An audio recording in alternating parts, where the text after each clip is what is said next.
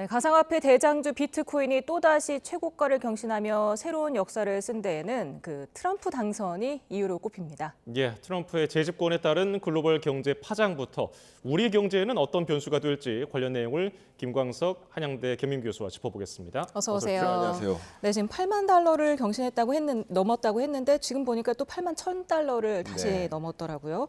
아니 9월만 해도 7천만 원대였는데 지금은 억대가 넘는 거잖아요. 네. 어떻게 해서 이렇게 급증하게 된 겁니까? 네, 9월쯤에도 제가 이 자리에서 비트코인 시장에 대해서 좀 코멘트를 해드렸던 기억이 납니다. 예. 여러분 기억하시는지 모르겠습니다. 트럼프 대통령 당선자가 이미 유세 기간 동안에 나는 크립토 프레지던트가 되겠다. 나는 암호화폐 대통령이 되겠다. 라고 발언했었던 그 표현 기억하실 겁니다. 예. 정말 이 코인 시장에 있어서 규제를 대폭 완화하고 전략 자산으로서 비축하겠다. 그러니까 수요와 공급에 의해서 가격이 결정될 텐데 미국의 비축 자산으로서 꽁꽁 묶어두겠다라는 것은 가격이 상승할 여력을 남겨두겠다라는 것이죠. 그 밖에도 여러 가지 트럼프가 해 나갈 어떤 여러 가지 움직임들을 보면 비트코인 시장을 더 적극적으로 활성화시키려는 움직임들도 포착이 되고요. 여러 가지 정책 방향들이 그러합니다. 그 밖에도 25년의 시장이 바로 반감기예요. 근데 트럼프가 아니다 하더라도 반감기마다 찾아오는 그 주된 그 통계적인 현상이 이 연말로 갈수록 좀 상승하는 그런 흐름을 맞이하기 때문에 그런 것에 대한 기대감이 이 투자 시장으로서 의미를 부여하고 돈의 움직이는 그래서 트럼프 효과와 반감기 이런 것들이 같이 비트코인 시장으로의 돈의 움직임이 같이 나타나는 것이다. 이렇게 평가해 볼 수 있겠습니다. 예, 비트코인 개수 조정하는 반감기도 간단하게 설명해 주신다면요. 네, 맞습니다. 말씀하셨던 것처럼 4년에 한 번씩 반감기라는 것이 이제 찾아오는 것이고요. 반감기는 굳이 이제 간단하게만 설명드린다면 수요와 공급에 의해서 가격이 결정된다. 그러니까 반감기는 결과적으로 공급을 제약하는 효과가 발생된다. 예. 이렇게 말씀드리고 그렇기 때문에 결과적으로 25년에는 앞에 말씀드렸던 것처럼 트럼프 대통령 당선인이 25년에 집권을 하게 되면 그러면 전략적 자산으로서 비축을 하게 된다. 만약에 그런 움직임이 있다면 그러면 공급을 제약하고 또 반감기에 따른 효과까지 발생한다면 정말 말 그대로 공급 제약 효과가 더 추가적으로 나타날 테니까 그런 것에 대한 기대감이 이 비트코인 시장에 나타나는 것이라고 평가해 볼 수 있겠습니다. 그런데 트럼프 대통령 당선인은 한때 비트코인은 사기다 이렇게 말하면서 좀 안 좋은 감정을 내비쳤었는데 네. 이렇게 바뀐 이유가 뭡니까? 혹시 다시 바뀔 확률은 없습니까? 다시 바뀔 확률이라기보다는 사실 그 사기다라고 표현했을 그 당시는 정말 많은 트럼프 당선인 외에도 정말 많은 저를 포함한 정말 많은 의사결정자들이 안 좋은 부정적인 시각으로 비트코인을 바라봤었습니다. 예. 근데 근래 들어서 비트코인을 부정적인 시각보다는 좀 괜찮다. 또 투자 자산의 영역으로서 인정하기 시작했습니다. 또 그 투자 자산의 영역으로서 인정하게 된 굉장히 큰 배경 중에 하나가 24년 올해 있었죠. 그게 바로 ETF 승인이라는 거죠. SEC라는 기관에서 미국에서 증시에서 ETF 승인을 한 겁니다. 저는 ETF 승인을 두 가지 의미를 좀 부여하고 싶은데요. 비트코인에서는 굉장히 역사적인 일이라고 볼 수 있겠습니다. 제가 이렇게 정장에 넥타이까지 메고 이렇게 앉아 있지만 제가 만약에 막 일어나서 잠옷 차림으로 여러분 앞에 서 있다고 보겠습니다. 별로 보기 좀 안 좋은 모습이겠죠. 비트코인이 잠옷 차림이었다가 넥타이를 입고 이렇게 정장 차림으로 나타났다라고 해보시면 바로 그게 의식의 차이입니다. 예. 말 그대로 미국 소위 증권거래소에서 정식으로 자산시장으로 편입해 줬다는 거예요. 그게 바로 턱시도를 입고 나타났다. 의식의 개선이 있다라는 것이고요. 두 번째는 ETF 승인이라는 것은 뭡니까?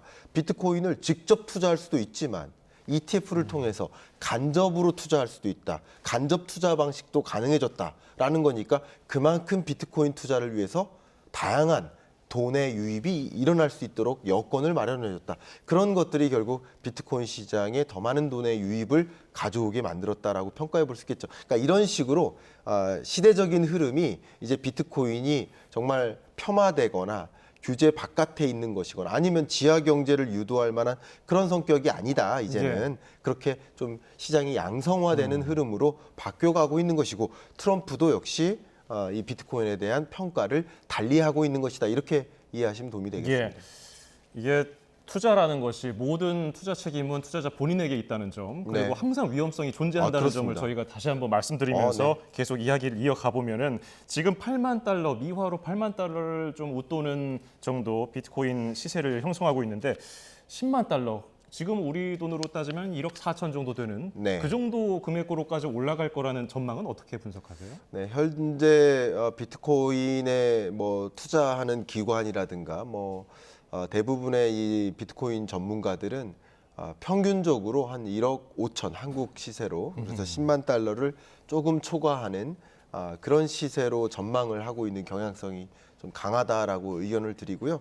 앞에 말씀드렸던 것처럼 이 비트코인 시장은 그 어떤 이 자산 시장에 비추어서 비교해 봤을 때 변동폭이 더 심한 경우가 없습니다. 그러니까 주식 시장 같은 경우는 상하한선이 있잖아요. 근데 비트코인 같은 경우는 상하한선이 없습니다. 안전 장치가 없잖아요. 예, 그러니까 그만큼 변동성이 심하고 그렇기 때문에 아직까지도 위험 자산으로서 분류하는 겁니다. 그렇기 때문에 이것이 안전하다, 뭐 그리고 계속 우상향한다 이렇게 의견을 드리는 것이 아니라 이게 변동성이 심하고 상승했다 하락했다를 반복하면서 그런 방향으로 갈 것이다라고 의견을 드리는 것이죠. 그렇기 때문에 투자에 굉장한 유의성을 좀 가지실 필요가 있겠고 지금 이 코인 시장에 대해서 전망을 해봤을 때 앞에 말씀드렸던 것처럼 이 투자의 의사결정에 있어서 공급을 제약하는 효과들이 또 상당 부분 많이 나타날 것이고 또 비트코인에 대한 규제 완화라든가 사용 가치를 부여하는 규제 완화적인 정책들을 더 많이 강구할 것입니다. 그런 것들이 결국 비트코인 시장에 더 많은 돈의 유입을 유도할 것이기 때문에 그러나 앞에 말씀드렸던 것처럼 어떤 지점에 폭락의 움직임이 있을 수 있냐면 이 정도면 수익 실현했네? 10만 달러를 초과했네? 이런 어느 정도의 상한선을 넘나들 때 수익 실현 열풍이 일어날 수 있어요. 판다는 거죠. 그렇습니다. 그때쯤에 대대적인 폭락장으로 연결될 수도 있기 때문에 그냥 안심하고 지속적인 우상향으로 가는 것이다라고 판단하시는 것이 아니라 대대적인 상승과 또 대대적인 하락이 좀 반복될 수 있겠다라는 그런 것들을 좀 유념하시면서 투자에 좀 유의한 그런 의사결정을 하시기를 좀 추천드리고 싶습니다. 네, 그 변동성을 말씀하셨는데 지난해 한 1년 전쯤만 해도 지금 4,600만 원대였던 게 올해 9월엔 7천만 원대, 또 지금은 1억 1,400만대, 굉장히 변동폭이 크더라고요. 맞습니다. 그럼에도 불구하고 이제 뭐 삼성전자 주식을 팔고 비트코인을 산다, 뭐 이런 얘기도 나오고 있거든요. 이런 거 어떻게 보셨습니까? 네, 맞습니다. 아마 우리 국내 투자자분들은 또 삼성전자 주식 투자 비중을 상대적으로 많이 갖고 계시죠. 근데 참 오랫동안 삼성전자 투자에 좀 수익 실현의 기회를 좀 못 보신 분들이 상대적으로 차라리 이럴 거면 비트코인에 투자하는 것이 어떤가 하는 기회를 좀 찾는 분들도 계시고요. 또 역시 이런 일종의 트렌드라고 볼 수 있겠는데요. 유동성 장세라고도 또 생각해 볼 수 있겠습니다. 25년에는 어쨌든 미국을 중심으로 금리 인하가 일어나는 거 아니겠는가. 금리 인하는 지금 통화 정책 관점의 유동성인데 또 트럼프의 재정 정책 관점에서도 보면 막대한 재정 투입이 일어날 거라고 볼 수 있습니다. 어마어마한 또 국채 발행과 그것을 통한 유동성이 일어납니다. 그럼 비트코인의 양은 정해져 있는데, 그죠? 공급량은 정해져 있는데 그걸 제약하는 효과는 있을 것이고 유동성은 늘어난다. 그러면 상대적으로 가치는 올라갈 거라고 기대하시는 분들이 계신단 말이에요. 그런 관점에서 상대적으로 국내장을 좀 포기하고 비트코인이나 미국장을 선택하는 그런 움직임이 상당 부분 일어나고 있다라고 해석하는 것도 있습니다. 그러면 지금 국내 증시가 왜 이렇게 힘을 못 쓰고 있는 겁니까? 네, 역시 트럼프의 당선과 관련해서 연동지어서 설명을 드려보면 어쨌든 트럼프라는 인물됨은 관세 전쟁이라고 우리는 표시를 해야 됩니다. 관세 전쟁을 일으키는 인물.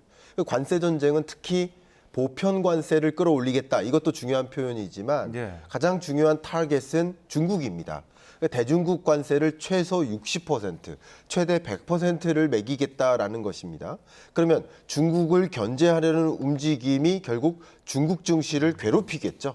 그러면 중국만 괴롭힐 것인가? 중국 증시를 안 좋게 영향을 미치겠지만 또 중요한 것은 중국에 의존하고 있는 중국의 무역 의존도가 상대적으로 높은 나라. 우리나라가 가장 대표적이죠. 그러면 우리나라도 미국에 수출을 많이 하지만 사실은 중국에 수출을 하고 중국의 중국을 우회해서 수출하는 품목들이 많은데 사실은 미국이 중국에 대해서 높은 관세를 부과하면 우리나라가 중국으로 수출하는 그 수출 물량도 상당한 지장을 받을 수밖에 없습니다. 예. 결국 그런 것들이 이제 트럼프 당선과 함께 미국 증시 올라가고 일본 증시도 굉장히 괜찮게 평가를 받았는데 중국 증시와 한국 증시는 부정적으로 평가받는 것도 바로 그런 영향이라고 평가해 볼 수 있겠습니다. 네. 지금 국내 투자자의 미국 주식 투자가 급증을 하면서 그 보유액이 1,000억 달러를 처음 넘었습니다. 한 140조 원 정도 되는 건데 네. 우리나라에 좀 투자를 해야 될 돈이 다 이제 그쪽으로 흘러가는 거 아니냐 이런 우려가 있거든요. 네, 굉장히 안타까운 일이죠. 그러니까 우리 주식 투자하면 통상 우리 시청자 여러분들께서 생각하실 수 있는 것이 나의 주머니, 나의 호주머니 이렇게만 생각하실 수도 있지만 사실은 이 주식 투자로 인해 들어가는 그 돈은 이 실물 경제를 선순환하게 만드는 거예요. 기업 입장에서는 이 주식 투자 자금은 결국 자기 자본금입니다. 자기 자본금이 늘어나면 그만큼 기업은 또 신규 투자를 또 단행할 수 있고 미래 신산업을 도전할 수 있고 그게 우리 경제를 선순환하게 만들 수 있고 신산업을 도전하는 과정에서 또 신규 고용을 창출할 수 있고 신규 고용이 일어나니까 그게 또 역시 취업자들을 중심으로 소비를 또 할 수 있고 그게 우리 한국 경제를 선순환할 수 있게 만드는 것인데 근데 자꾸 이 돈이 오히려 미국으로 쏠리고 예. 비트코인으로 쏠리고 한국 증시로는 안 쏠리고 또 그마저 그 돈이 한국 부동산으로만 쏠리고 이렇게 되면 한국 경제는 언제 도약하냐 이거죠. 언제 성장하냐 이거죠. 참 이런 현상들은 좀 안타깝겠다. 그래서 우리 한국 경제의 또 도약을 그리기 위해서 2025년에 경제 성장 방향성을 좀 고민하는 데 있어서 지금 금리를 인하하는 피벗의 시대답게 어떻게 하면 이 유동성이 한국 증시로 또 가급적이면 쏠릴 수 있도록 또 선순환을 유도할 수 있도록 그런 장치들을 더 많이 마련하는 그런 노력도 강구해야 되는 순간이 아닌가 이런 생각도 해봅니다. 예. 국내 증시, 국내 투자 얘기하다 보니까 어느 쪽이 수혜를 받을까? 트럼프 당선인이 윤석열 대통령과 전화 통화하면서 조선업 얘기를 했다고 알려져 있단 말이죠. 네. 조선업 분야를 기점으로 뭐 다른 뭐 관련 수혜 기업들이 그런 관련 산업들이 뭐 이번에는 좀 득을 볼까요? 네, 이 부분 제가 좀 강조해서 말씀드리겠습니다. 물론 조선업 영역에서 우리나라 조선사들이 뭐 세계 최대 조선 기업이라는 것은 너무나 자명한 사실인 거 맞습니다. 물론 선박 건조량만 본다면 중국이 뭐 절대적으로 한국보다 많은 건조량을 기록하고 있는 건 사실이지만 예. 이 선박에 있어서도 고부가 가치 선박이 있고 뭐 중 혹은 저부가 가치 선박이 있는데 예. 고부가 가치 선박 영역, 고품질 그리고 최첨단 선박 이렇게 생각해 보면 우리나라가 압도적으로 기술력에서 앞서가고 있다라는 것을 먼저 강조하겠습니다. 예. 그러면 어쨌든 뭐 선박 조선 영역에서 중국이 설사 앞선다 하더라도 트럼프가 중국에 전화해서 선박 협조를 구할 수는 없지 않겠습니까? 어쨌든 그런 면에서 우리한테 전화를 한 건데 제가 이 부분 좀 강조해서 말씀드릴게요. 예. 그러면 정말 미국 입장에서 그냥 조선 강국이니까 조선 협조해달라고 그냥 인사치레로 이야기한 것일까? 저는 아니라고 생각합니다. 정말 수요가 있을까? 이 부분이 사실 언론에 많이 이야기가 안 나왔는데 예. 제가 이 부분을 그림을 많이 그려봤습니다. 트럼프는 어떤 고민을 할까? 트럼프의 고민은 무엇일까?를 놓고 좀 생각을 해봤는데 트럼프가 가지고 있는 큰 그림은요. 모자 위에 쓰여 있습니다. 마가, make America Great Again. 예. 마가의 그림은 뭐냐면요. 완성은 뭐냐면 미국 내의 밸류체인을 완성하겠다예요. 첨단 산업, 뭐 자율주행차를 비롯해서 우주산업, 또 반도체, 이 모든 첨단 산업을 미국 내에 가져오겠다예요. 그러기 위해서 관세율도 끌어올리고 금리도 인하하고 이렇게 하겠다예요. 근데 많은 분들이 우려하는 것이 그 그림대로 안 될 수 있다. 뭐냐면 관세율을 끌어올리고 또 뭐 부자 감세하고 뭐 이렇게 하다 보면 인플레이션이 자극되는 거 아닌가. 특히 그것을 이제 트럼플레이션이라고 하죠. 트럼플레이션 나타나면 금리 인하 못하는 거 아닌가. 이런 이야기 많이 하시거든요. 예. 근데 트럼프라는 인물은 바이든을 지적하면서 인플레이션을 일으킨 자다라고 유세 현장에서 계속 얘기했어요. 예. 그래서 절대적으로 인플레이션을 막을 거예요. 그리고 인플레이션을 막아야만 금리를 인하할 수 있고 기업들을 유치할 수 있는 겁니다. 기업들에게 매력적인 환경을 만들어야 돼요. 그래서 어떻게 할 것이냐. 지금부터 중요한 이야기입니다. 트럼프는 인플레이션을 막기 위해서 이미 트럼프가 계속 고민했었던 석유화학 산업을 대대적으로 일으킬 겁니다. 그러기 위해서 기후변화 대응에 비협조적인 겁니다. 그래서 기후변화 협약을 싫어하는 겁니다. 탈퇴하고 싫어하는 겁니다. 그래서 말씀을 드려보면 석유화학 산업을 일으키고 셰일가스, 셰일오일, 이미 미국은요 세계 최대 석유 생산국인데요. 그러면 이미 석유 세계 최대 생산국이고 석유 최대 소비국 중에 하나인데 그럼 이제 더 많이 생산한다면 뭐 하는 국가가 되겠다? 수출하는 국가가 되겠다. 더 많이 수출하려면 이제 뭐가 필요합니까? 유조선이 필요해요. LNG선이 필요해요. 실어 날라야 되는군요. 그렇습니다. 예. 그럼 뭐가 필요한 거예요? 조선이 필요한 겁니다. 그 조선을 누가 협조해달라? 한국이 협조해달라. 저는 그냥 뻔한 표현으로 조선 협조해달라는 표현이 아니라 트럼프가 그림 그리고 있는 그 그림상에 분명히 저는 이게 있다라고 저는 추정을 하고 있고요. 물론 이런 시나리오는 추정과 추정하에 그림을 예. 그리는 것인데 저는 그런 의견으로 말씀을 드리는 것이고 이게 저는 트럼프의 주력 산업이니까 트럼프가 밀고 있는 이 석유화학 산업이 주력 산업이니까 이게 가능한 시나리오다라고 생각하고 그래서 조선 산업에서의 기회가 분명히 있을 수 있다라고 의견을 드리고요. 그런 관점에서 우리가 미국과 이런 면에서의 딜, 예를 들어서 한미 FTA를 재협상하는 과정에서 우리가 이런 걸 가지고 어떻게 협상의 끈을 놓지 말고 우리에게 유리한 것으로 가져오면서 우리는 조선 영역에서 이런 협상을 가져갈 수 있겠다 하면서 좀 유리한 딜을 계속 해나갈 필요가 있지 않을까. 저는 그런 의견을 좀 드려보고 싶습니다. 네. 그런가 하면 대선 전부터 트럼프를 적극 지지하던 일론 머스크가 네. 이번 대선 승리의 가장 큰 수혜자가 아니냐 이런 네. 분석도 나오고 있더라고요. 그렇습니다. 테슬라가 주가가 연일 고공행진 중이죠. 네, 그렇습니다. 워낙 테슬라 하면 유명한 기업이고 그리고 트럼프 하면 너무나 전기차를 반대하는 사람 아닌가 이렇게 생각을 하셨고 기후변화 대응에 관심 없다 이렇게 생각하실 수도 있지만 예. 지금 자료 나가고 있는 것처럼 테슬라 주가가 약 28%나 상승했습니다. 일론 머스크 자산이 최대 69조 원이나 증가했습니다. 근데 여기에 핵심 중에 하나가 정부효율위원회의 수장으로 일론 머스크를 임명할 것으로 지금 전망이 됩니다. 예. 근데 이 정부효율위원회를 구성할 것을 일론 머스크가 제안한 겁니다. 아하. 그러면 정부효율위원회는 뭐 하는 거냐? 연방 정부가 갖고 있는 예를 들어서 회계장부가 있죠. 그 회계장부를 직접 이 위원회에서 판단하면서 예. 어느 부분에 예산이 잘못 낭비되고 있네? 심의하는 거예요. 마치 국정감사에서 회계장부 보면서 평가하듯이 예. 정부 기관으로서 감사를 보겠다라는 거예요. 기업 관리하는 것과도 비슷해 마찬가지입니다. 보이네요. 예. 그래서 연방 정부가 어디서 예산을 잘못 사용하고 있네? 비효율적인 부분을 찾아보겠다는 거예요.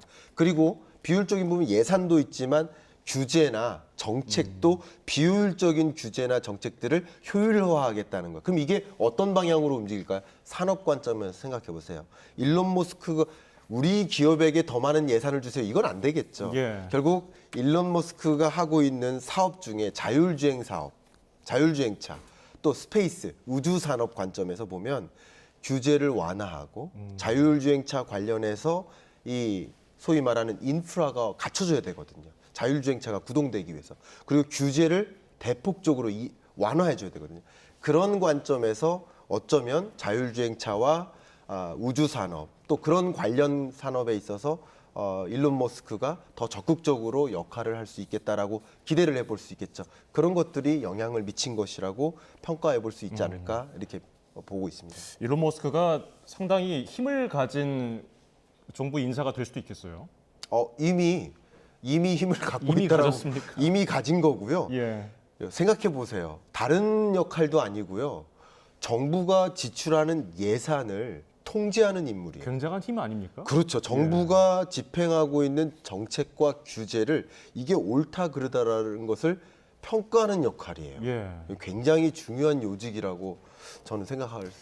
이렇다 보니까 뉴욕 증시가 계속해서 오르고 있는데 이 트럼프 랠리 언제까지 계속되겠습니까? 저의 의견을 드린다면 일단 선행성이라는 관점에서 생각을 해봤을 때는 트럼프가 집권을 하기 전까지는 적어도 이런 랠리가 이어질 가능성이 높겠다라고 보고 있고요.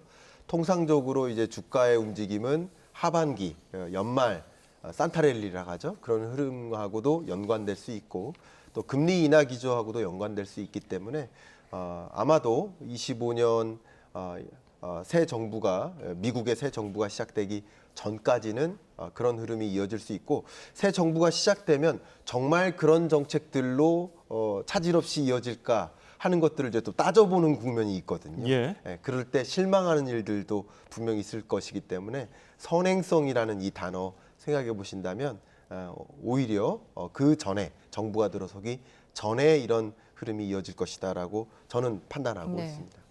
이렇게 큰 흐름 중에 이제 풍향계라고 할 수 있는 금리, 금리는 어떻게 더 내려갈까요? 네, 저의 의견을 한번 드려보면 예. 일단 독립성의 기초에서 의견을 드리면 미국이 생각하고 있는 중립금리, 그러니까 지금은 피벗의 시대입니다.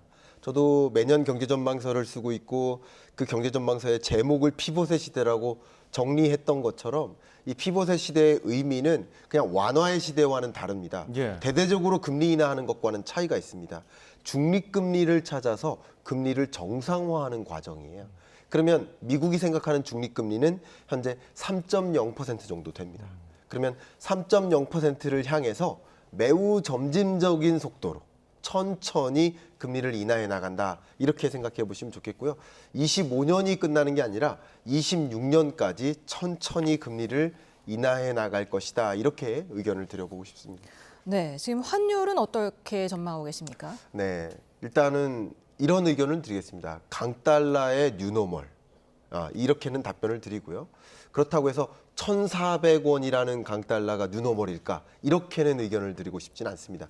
1,400원은 이례적인 강달러고요. 그동안의 뉴노멀에 해당되는 원달러 환율은 1,100원에서 1,200원 사이였습니다. 근데 1,100원에서 1,200원 사이의 원달러 환율은 이제 다시 만나기가 쉽지 않겠구나. 그건 뉴노멀 자체가 아니고요. 이제 새로운 뉴노멀이라고 볼 수 있는 그 원달러 환율은 이제 오히려 1,250원에서 1,300원 정도가 뉴노멀화되지 않을까. 그러니까 강달러의 뉴노멀은 제가 그림 그리고 있는 그 뉴노멀은 1,250원에서 1,300원 사이, 높게는 1,350원 이 정도를 향해서 강달러화, 강달러의 약세화는 진전되지만 여전히 강달러가 나타날 것이다. 이렇게 저는 원달러 환율을 전망하고 있습니다. 예, 알겠습니다. 지금까지 뜨거운 경제 이슈들 김광석 한양대 겸임 교수와 짚어봤습니다. 말씀 고맙습니다. 감사합니다. 감사합니다.